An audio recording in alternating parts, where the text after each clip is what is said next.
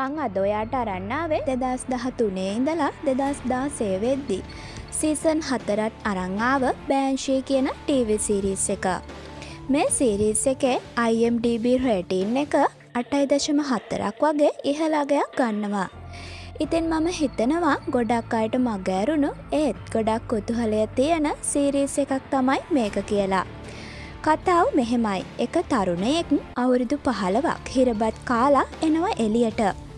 මේ තරුණයා අවුරුදු 15ක් හිරබත් කෑවේ දියමාන්ති හොරකමක් නිසා. ඉතින් හිරෙන් නිදහස් වුණ ගමන්ම මේ මිනිසයා එන්නේ එයාගේ ගර්ල්ෆ්‍රෙන්ඩ් හොයාගෙන. හැබැයි අවුරුදු 15ක් මේ මිනිසයා හිරබත් කෑවට හිතනවද ගර්ල්ෆ්‍රෙන්ඩ් මේ කෙනා එද්දි තනිකඩව ඉඳී කියලා. නැහැ, එහෙම වුණේ නැහැ. ඒ වගේම අවුරුදු 15ක් හිරේ ඉඳලා එළියට ආව පළවෙනි දවසේම බෑන්ෂී කියන නගරයේ මේ මිනිසයා ෂෙරිෆ් වෙනවා. ඉතින් හිතා ගන්නවත් බැරි විදිහේ හරිම ලස්සන කුතුහලයෙන් පිරුණු සීරීස් එකක් කම්මැලි නැතුව සීසන් 4ම බලන්න පුළුවන්. තවත් විස්තර කිව්වොත් ඔයාට මුළු සීරීස් එකම මම කිව්වා වගේ වෙනවා. ඒ නිසා හිරකාරයෙක් ෂෙරිෆ් කෙනෙක් වුණාම ඉස්සරහට එන ප්‍රශ්නවලට අතින් පයින් වගේම මොලෙන් ගහන ගේම් එක බලන්න යමු සීරීස් එකට. ඉතින් මුලින්ම පෙන්නනවා මං මුලින් කිව්ව අවුරුදු 15ක් හිරේ හිටිය මිනිස්සයා හිරෙන් නිදහස් වෙලා එළියට එනවා. එහෙම ඇවිල්ලා රේල් පාරක් දිගේ ඇවිදන් ඇවිල්ලා යනවා බාර් එකකට. මේ බාර් එකේ ඉන්න එක ගර්ල් කෙනෙක් මේ මිනිස්සයා දිහා ටිකක් බලන් ඉඳලා එහෙමම අපිට ඊළඟට පෙන්නන්නේ මේ දෙන්න එකට සෙක්ස් කරන විදිහ. ඒ කවුද මොකටද ආවේ මේ විස්තර මෙතනදී මුකුත් කතා කරන්නේ නැහැ. ඊළඟට මේ මිනිස්සයා මේ බාර් එකෙන් එළියට ඇවිල්ලා වාහනයකුත් හොරකම් කරගෙන යනවා සැලුන් එකකට. මේ සැලුන් එකේ ඉන්නේ මේ මිනිස්සයාගේ යාළුවෙක්. නම තමයි ජෝ.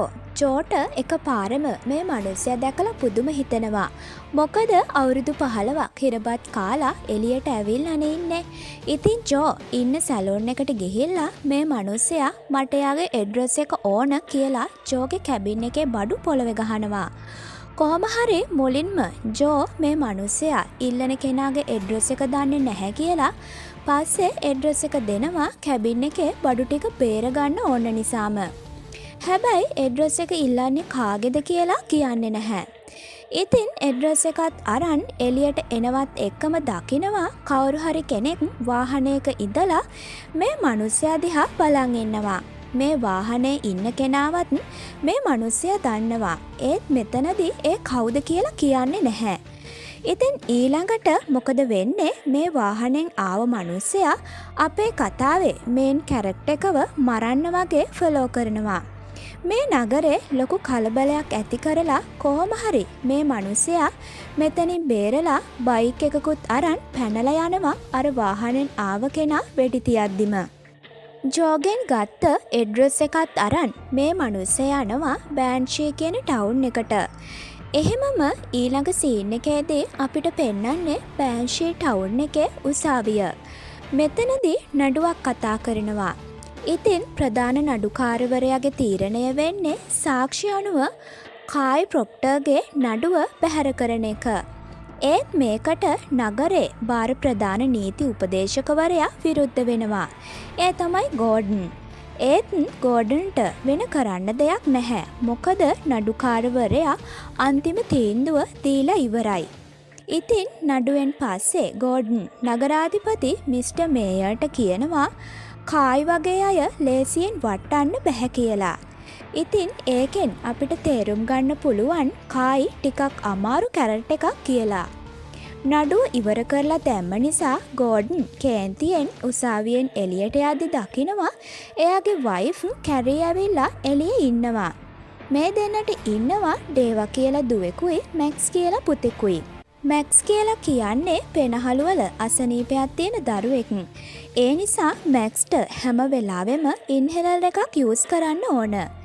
ඉතින් කැරි ගෙදර කිචන් එකේ ඉදි දකිනවා අර හිරෙන් නිදහස් වෙලා ආව මිනිස්සයා පහළ ගාඩන් එකේ ඉඳලා කැරි දිහා බලන් ඉඳලා යන්න යනවා. මේ මිනිස්සයා මොකටද කැරී දිහා බලන් හිටියේ. ඒ වගේම මෙතනදී කැරී හැසිරෙන්නෙත් ගොඩක් බය වෙලා මොකුත් හිතාගන්න බැරි විදිහට. බයික් එකත් අරන් මේ මිනිස්සයා යද්දි එක බාර් එකක් ළඟ නතර වෙනවා. එතන ඇතුළට ගිහිල්ලා විස්කි එකක් බීලා බාර් එක අයිති කෙනා එක්ක කතා කරනවා. ඉතින් මේ මිනිස්සයාගේ නම ෂුගර්. ඒ වගේම ෂුගර් දක්ෂ බොක්සින් ක්‍රීඩකයෙක් කලින්.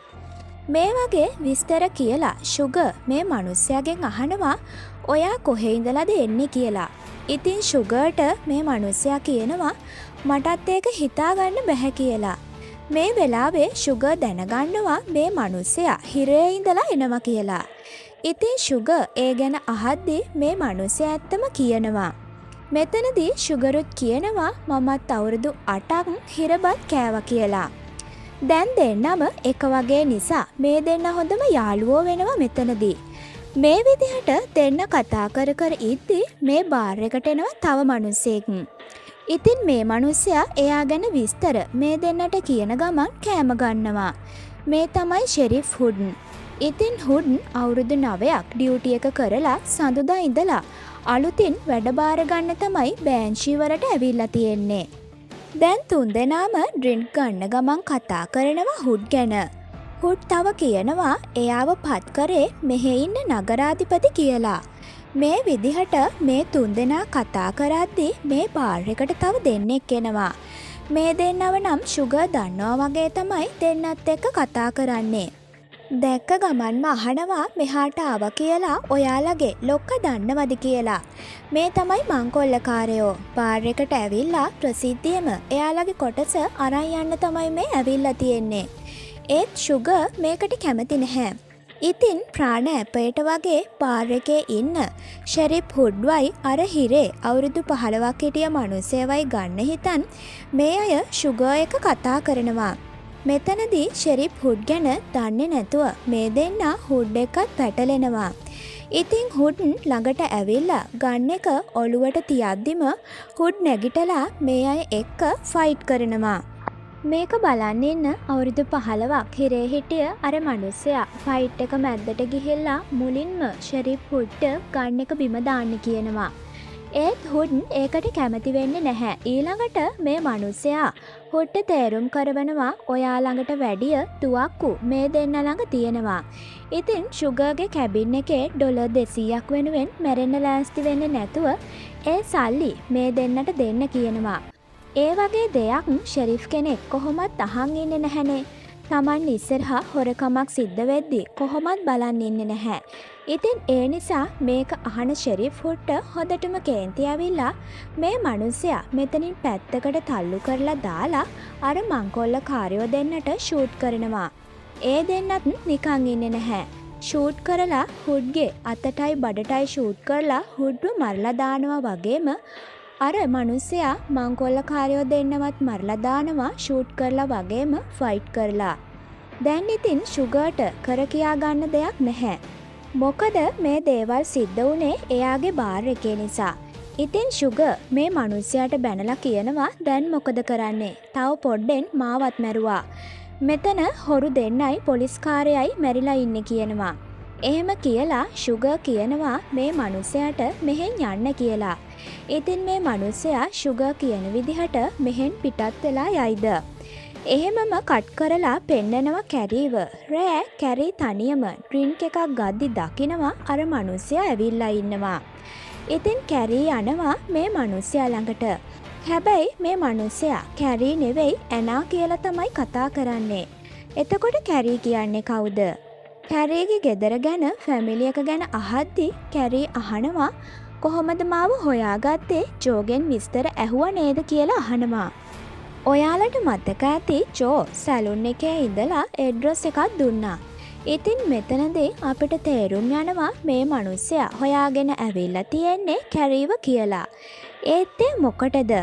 කැරීගේ ෆැමිලි එක ගැන අහද්දි කැරී කියනවා ළමයි දෙන්නෙක් ඉන්නවා. දුවට අවුරුදු 13යි ඒ වගේම පුතාට අවුරුදු 8යි කියලා. ඒත් මේ මිනිස්සයාට ඩේවට වයස 13ට වඩා වැඩි කියලා නම් හිතෙනවා. ඊට වඩා පෙනුමක් ඩේවට තියෙනවා කියලයි මේ මිනිස්සයාට හිතෙන්නේ. ඒ වගේම කැරීගේ ගේ ගැන දැකලා ඔයා දැන් ස්ථීර ගෙදරක නේද පදිංචි වෙලා ඉන්නේ කියලා අහනවා.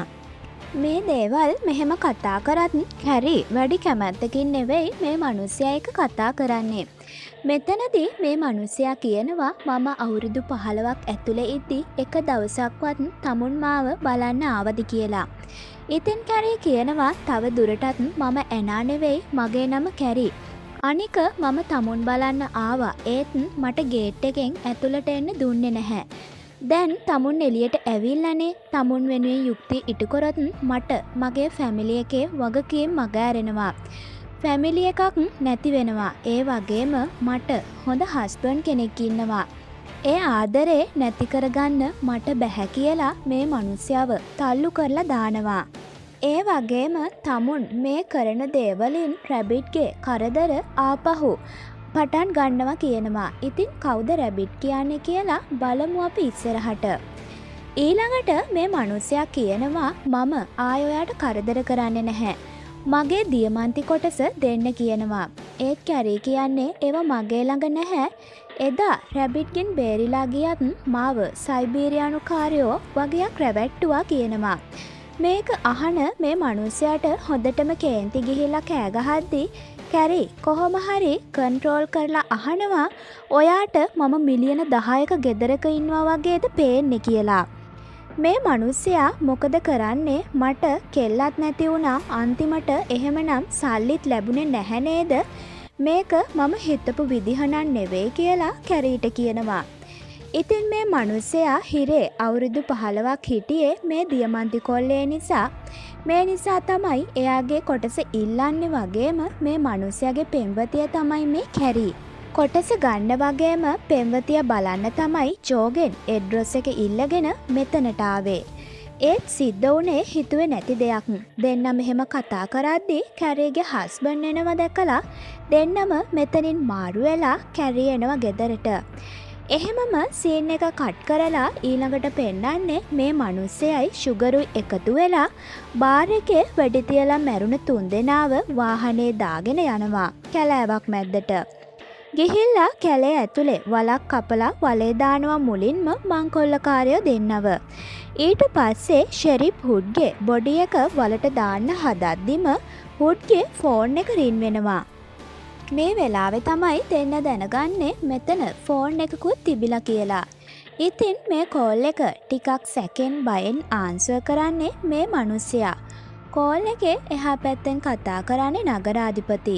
ඉතින් අහනවා ෂෙරිෆ් හුඩ් කොහොමද ඔයාගේ ගමන මම නගරාධිපති කියලා. මේ මිනිස්සයාත් ෂෙරිෆ්ගේ බැච් එකත් අතට අරන් නගරාධිපතිට ෂෙරිෆ් හුඩ් වගේ කතා කරනවා.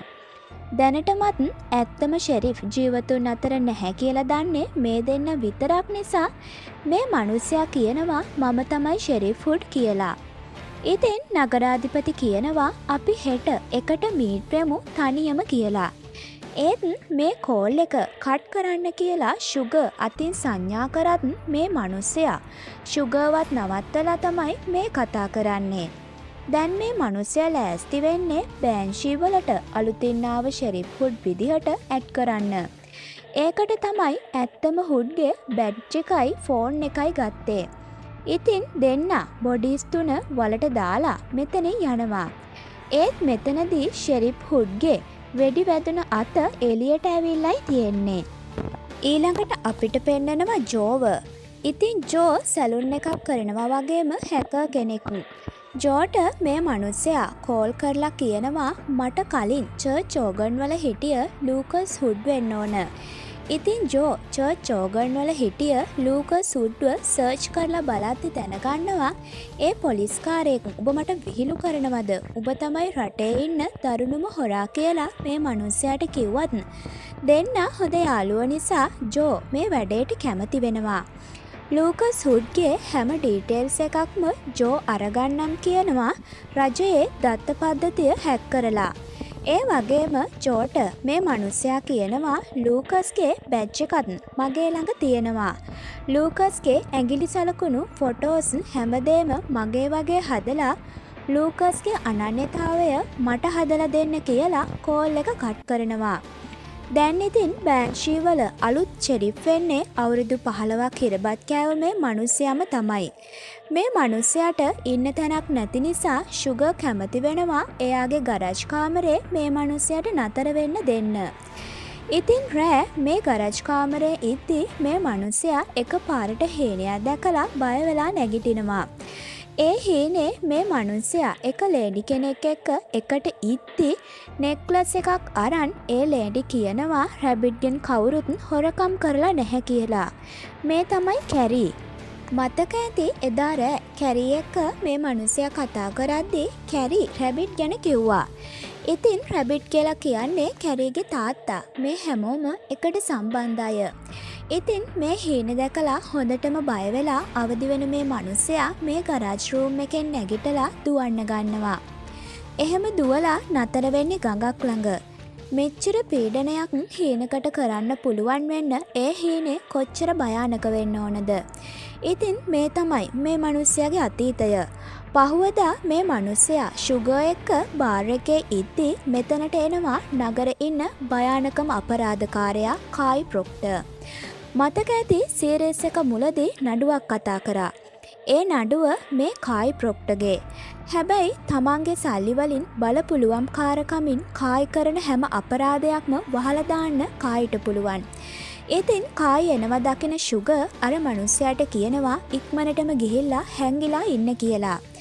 කායි බාර් එක ඇතුළට ඇවිල්ලා ෂුගර් දුන්න ඩ්‍රින්ක් එකත් අරන් ෂුගර්ට කියනවා මගේ යටතේ වැඩ කරපු දෙන්නෙක් ඊයේ නැති වෙලා දැක්කද අහනවා. ඔයාලට මතක ඇති අර මිනිස්සයා අතින් ලූකස් හුඩ් වගේම තව මංකොල්ලකාරයෝ දෙන්නෙක් මැරුණා. ඉතින් ඒ දෙන්න ගැන තමයි කායි මේ කියන්නේ. ඒ දෙන්න ආවෙත් ෂුගර්ගෙන් මංකොල්ල කන්නනේ. ඒත් මේක අහලා ෂුගර් හැමදේම දැනගෙන හිටියත් ඒ කියන්නේ ඒ දෙන්න දැන් මැරිලා කියලා දැනගෙන හිටියත් ෂුගර් කලබල වෙන්නේ නැතුව කියනවා ඒ දෙන්න මට මතකයි ඔයා යටතේ වැඩ කියලා. ඒත් මම දැක්කේ නම් නැහැ මෙහාට ආවනම් මට මතකයි කියලා කියනවා. කායි මෙතනින් යන්න යද්දී ටේබල් එකක ලේ තියෙනවා දැකලා ඒත් ඒ ගැන ෂුගර්ගෙන් අහන්නේ නැතුව අල්ලලා බලලා යනවා. ඉතින් හැංගිලා හිටිය අර මිනිස්සයා ෂුගර් ළඟට ඇවිල්ලා කායි ගැන කතා කරනවා. මෙතනදී ෂුගර් මේ මිනිස්සයාට කියනවා කායි කියලා කියන්නේ ගොඩක් දරුණු කෙනෙක්. ඔහුට අයිති නැති ඒවා පොළවටම ගිනිබත් කරනවා. කායි එක්ක හැපෙනවට වඩා ඔළුවට වෙඩි තියාගන්න එක හොඳයි. ඒ වගේම කායිටයි මටයි හුඟක් පරණ ඇඳුනුම්කමක් තියෙනවා කියලා කියනවා. ඉතින් ෂුගර් මෙතනදී මේ මිනිස්සයාට ඩොලර් 400ක් දීලා කියනවා දැන් ඔයා නිදහස්. තවත් ප්‍රශ්න දාගන්නේ නැතුව මෙහෙන් යන්න කියනවා. ඒත් මේ මිනිස්සයා ඒකට කැමති වෙන්නේ නැහැ. ඩොලර් 400න් භාගයක් අරන් මේක ටික දවසකින් දෙන්නම් කියලා බාර් එකෙන් එළියට යනවා. එහෙමම ඊළඟට අපිට පෙන්නනවා මේ මිනිස්සයා ඒ සල්ලිත් තරයි යන්නේ නගරාධිපති එන්න කිව්ව තැනට. ගිහිල්ලා වාහනේ ඉඳලම ප්‍රැක්ටිස් වෙනවා නගරාධිපති එක්ක කතා කරන විදිහ. මොකද අවුරුදු 15ක් හිරබත් කෑව කෙනෙක් එක පාරට ෂෙරිෆ් කෙනෙක් වුණහම කතා කරන වචනයක් ගානේ සැලකිලිමත් වෙන්න ඕන. ඒ නිසා මේ මිනිස්සයා ගොඩක් බයෙන් තමයි දැන් ඉන්නේ. කොහොම හරි ඉතින් නගරාධිපති එන්න කිව්ව ෂොප් එකට යන මේ මිනිස්සයා හිතන් හිටිය විදිහටම නගරාධිපති මීට් වෙලා කිසිම අවුලක් නැතුව ෂෙරිෆ් හුඩ්ගේ අනන්‍යතාවය අරන් දෙන්න එක කතා කරනවා. එහෙමම අපිට ඊළඟට පෙන්නන්නේ ජෝගේ සැලුන් එක. ජෝ මේ වෙලාවේ අපේ අලුත් ෂෙරිෆ්ට පරණ ෂෙරිෆ්ගේ අනන්‍යතාවය ඇඩ් කරන ගමන් තමයි ඉන්නේ. ඉතින් මෙතනට 3 දෙනෙක් ඇවිල්ලා ජෝට පහර දෙනවා. ඒ වගේම මේ අය කියනවා අපි රැබිට්ගේ කට්ටිය කියලා. ඉතින් ඔයාලට මතක ඇති හිරේ ඉඳලා ආවවර මිනිස්සයා වාහනයක් හොරකම් කරගෙන එද්දිම ඒ කෙනාව ඇක්සිඩන්ට් කරන්න තව වාහනයක් ඒ මිනිස්සයා පස්සේ ෆලෝ කරා. ඉතින් ඒ වාහනේ හිටිය මිනිස්සයා තමයි මෙතන මේ ඉන්න එක මිනිසෙක්. එතකොට රැබිට්ට දැන් ඕන වෙලා තියෙන්නේ අර හිරෙන් ආව මිනිස්සයාව. ඒත් මොකටද? කොහොම වුණත් ජෝට 2-3ක් දෙද්දිම ජෝ කියනවා ඔයාලා හොයන කෙනා ඉන්න තැන මම දන්නවා. ඒ ගැන ෆයිල් එකක් තියෙනවා. ඒක මම අරන් එන්නම් කියලා සැලුන් එකෙන් පහලට යනවා අර 3 දෙනා ඉද්දී. යන ගමන්ම සැලුන් එකට ටයිමින් බෝම්බ එකක් සෙට් කරලා ඒක පුපුරවලා ජෝ මෙතනින් පැන ගන්නවා. එහෙමම සීන් එක කට් කරලා නගරාධිපති අර මිනිස්සයා අලුත් ෂෙරිෆ් කියලා හිතන් කතා කරනවා පෙන්නනවා. ඉතින් නගරාධිපති කියනවා මෙහෙ හිටිය හැම ෂෙරිෆ් කෙනෙක්ම කායි ප්‍රොක්ටගේ අල්ලස් වලින් තමයි නතර වුණේ. ඉතින් මට ඕන වුණේ ඒ දෙන අතර කරන්න. ඒ නිසා තමයි මම පිටින් ෂෙරිෆ් කෙනෙක්ව ගෙන්නුවේ කියනවා. දැනටමත් මේ මිනිස්සයා කායි ප්‍රොක්ට ගැන ෂුගර්ගෙන් දැනගෙන ඉන්න නිසා ෂුගර් කිව්ව දේවල් ඇත්ත කියලා හිතනවා. ඉතින් දැන් මේ මිනිස්සයාට මම ෂෙරිෆ් කියලා කතා කරන්නම්. ෂෙරිෆ්ට නගරාධිපති කියනවා බෑන්ෂී වල ඕනම අපරාධයක් ඉවර වෙන්නෙත් ආරම්භ වෙන්නෙත් කායිගේ සාක්කුවෙන්. ඔයා සඳුදා වෙද්දි වැඩ කරන්නේ නැති නිසා දැනට මම ඔයාට වැඩ කරන තැන පෙන්නන්නම් කියලා එක්ක යනවා විනිසුරු ස්ථානයට. එතනදී පොලිස් ස්ටේෂන් එකේ හැමෝම ෂෙරිෆ් අඳුන්වලා දෙනවා. ඊට පස්සේ ෂෙරිෆ් ලෝටස් එක්ක ටවුන් එක බලන්න එක්ක යනවා. ඒ කියන්නේ බෑන්ෂී ටවුන් එක. ලෝටස් කියලා කියන්නේ මේ පොලිස් ස්ටේෂන් එකේ පරණම සේවකයා. ඉතින් මේ ගමනදී ලෝටස් කියනවා මෙහෙ ඉන්දියන් කැසිනෝ එකක් තියෙනවා. මේ විදිහට දෙන්න කතා කර කර යද්දී ලන්දේසි කාරයෝයි නගරේ ඉන්න අපරාධකාරයෝ සෙට් එකකගේ රණ්ඩුවක් දකිනවා. මේ අයට කියන්නේ මුඩි බොයිස්ලා කියලා. ඉතින් මේක විසඳන්න යද්දී ෂෙරිෆ් වැඩ බාර ගන්නවා කිව්වේ සඳුදා නිසා තාම කැෂුවල් ඉන්න නිසාත් මේ මුඩි බොයිස්ලා එක ෆයිට් කරලා ලන්දේසි කාරයන්ව බේර ගන්නවා. මේ රණ්ඩුව යන්නේ ලන්දේසි කාරයන්ගේ ලීවලට මේ අපරාධකාරයෝ බදු වැඩි කරා කියලා. මේ අපරාධකාරයොත් කායි ප්‍රොක්ටගේ මිනිස්සු. මෙතනට කායි ඇවිල්ලා මේ රණ්ඩුව නතර කරලා දාලා ලන්දේසි කාරයන්ට උදව් කරන්න කියලා එයාගේ අයට කියනවා. ඒ කියන්නේ අර අපරාධකාරයොන්ට. ඉතින් ඒ මිනිස්සුත් මෙතන තියෙන ලී කරත්තවලට පටවන්න උදව් කරද්දී කායි අලුත් ෂෙරිෆ් මෙතනදී අඳුන ගන්නවා. කායි දන්නේ නැති වුණාට කායි ගැන ෂෙරිෆ් මීට කලින් දැනගෙන ඉන්නේ. මතක ඇති ෂුගර් කායි ගැන බාරකේදී ෂෙරිෆ්ට කිව්වා. ඉතින් ලන්දේසි කාරයන්ට වැඩට උදව් කරද්දී කායිගේ මනුස්සයෙක් කාල් කියලා ඉන්නවා. අමන ලන්දේසියෝ මේක මෙතනින් ඉවර නැහැ කියලා කරත්තවලට කාල් ලී පටවන්න උදව් කරන්නේ. ඉතින් මේක ඇහෙනවා ෂෙරිෆ් එක කතා කර කර ඉන්න කායිට. මේක ඇහෙද්දී කායිට ටිකක් අවුල් යනවා අමන ලන්දේසිකාරයෝ කිව්ව නිසා. ඉතින් මෙතනදී කායි කියනවා මම ටවුන් එකේ මස් වෙළඳාම් කරන්නේ. වෙලාවක ඇවිල්ලා යන්න කියලා ෂෙරිෆ්ට එයාගේ කාඩ් එකක් දෙනවා. ඉතින් මේ සීන් එකෙන් පස්සේ ෂෙරිෆ් මෙතනින් ගියහම කායි යනවා අර ලී කරත්තවලට පටවන ලන්දේසි කාරයෙක් ළඟට. මේ ඉන්නේ කායිගේ තාත්තා. ඒත් කායිගේ අපරාධ නිසාම කායිව තාත්තා තමන්ගේ දරුවෙක් විදිහට පිළිගන්නේ නැතුව තමයි ඉන්නේ. ඒ වුණත් කායි මෙතනදී තාත්තට කතා කරත් කායිගේ තාත්තා කායිගේ මූණවත් බලන්නේ නැහැ.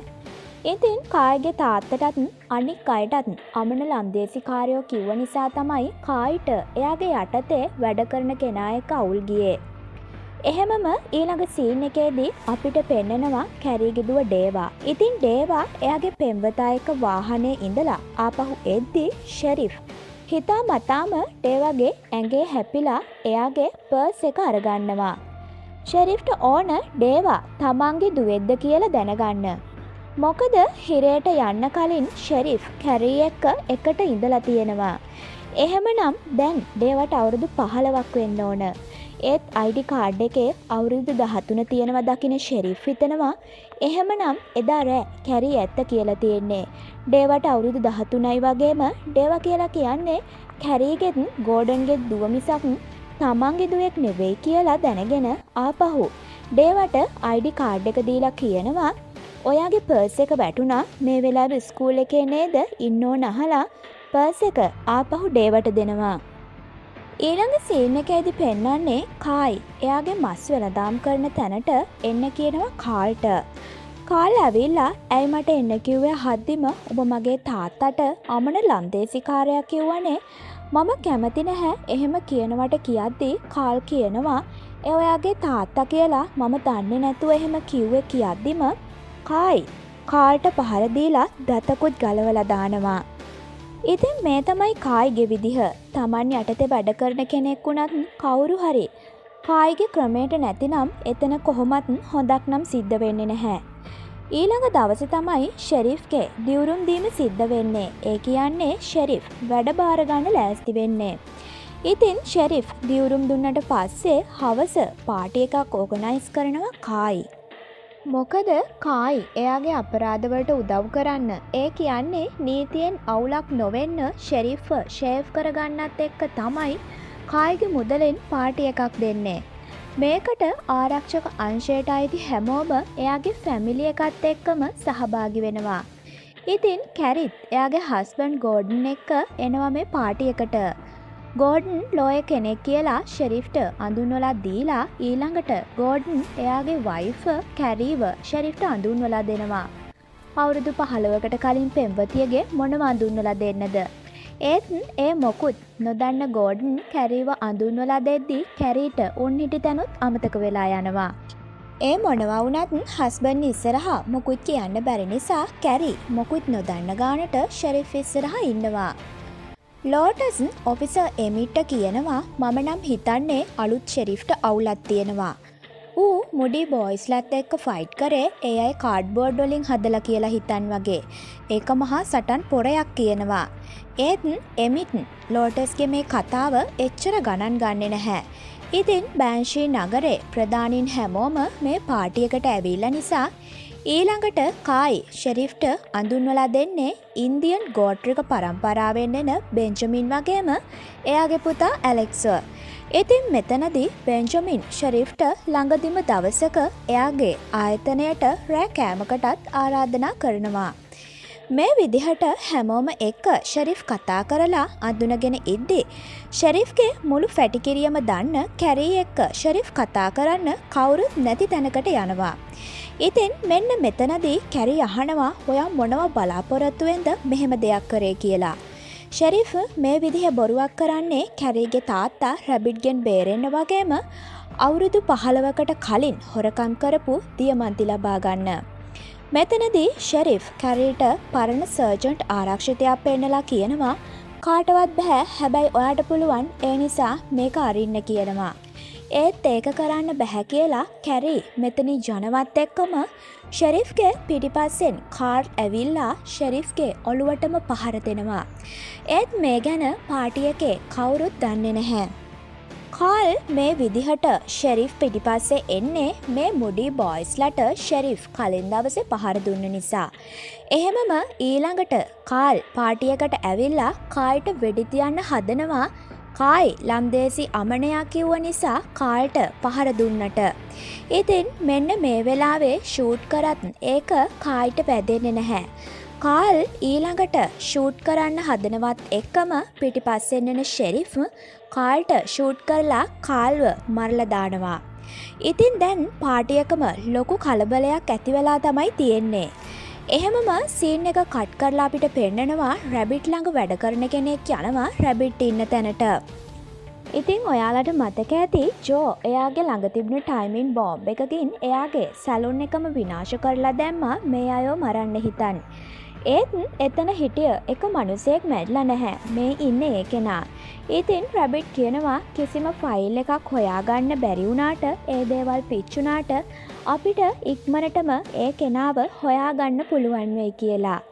බෑන්ෂී පළවෙනි සීසන් එකේ පළවෙනි එපිසෝඩ් එක මේ විදිහට අවසන් වෙනවා. ඉතින් උත්තර ලැබුණේ නැති ප්‍රශ්නවලට උත්තරත් අරන් බෑන්ෂී පළවෙනි සීසන් එකේ දෙවෙනි එපිසෝඩ් එකෙන් අපි හම්බෙමු.